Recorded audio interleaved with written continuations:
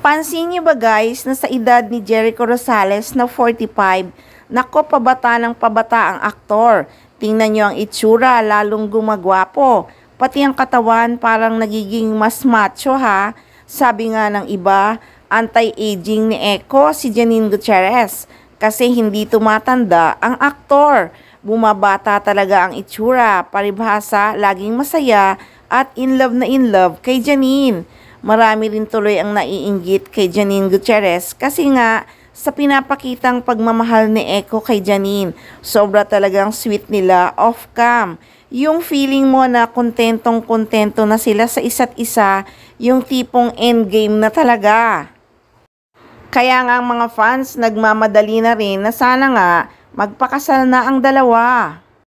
Pero sa ngayon kasi talagang marami pang mga projects na nakaabang sa Ekonin.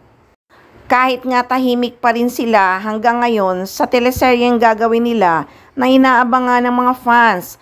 Ayon naman kasi talaga sa kanila ay may pagsasamahan talaga silang dalawa. Kaso hindi pa nila pwedeng sabihin sa ngayon.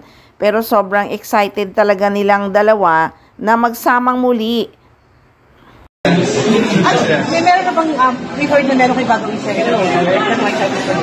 Oo, meron kaming project together. Pero hindi lang namin ma-sabi pa.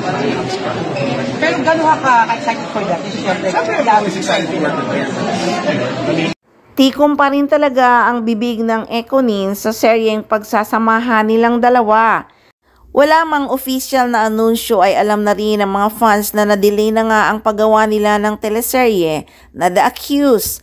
Pero matutuloy din daw talaga ito. Hindi na rin naiinip ang mga fans kasi nga laging may paayudang pakilig ang Ekonin. Maligayang maligaya na ang taga-suporta ng Ekonin at mga fans dahil nga laging may paayudang pakilig ang dalawa. Kontentong-kontento na rin muna ang mga fans sa mga paayuda ng Ekonin na talagang kinikilig sila kahit nga wala pa silang teleseryeng ginagawa hanggang ngayon. Naghihintay na nga lang siguro ng tamang timing lalo na nga't hindi pa ipinalalabas ang pelikula ni Eko na Quezon na sa October pa nga ito ay palalabas sa sinihan. Pero may nakalap na chika na may natapos na nga si Janine na shoot nitong end of June pero di pa ipinalalabas ang mga updates. Kaya abangan na lang guys. Kaya tutok lang guys at laging mag-abang ng mga updates ng Ekonin. Siyempre, dito lang yan sa Maarteng Machika.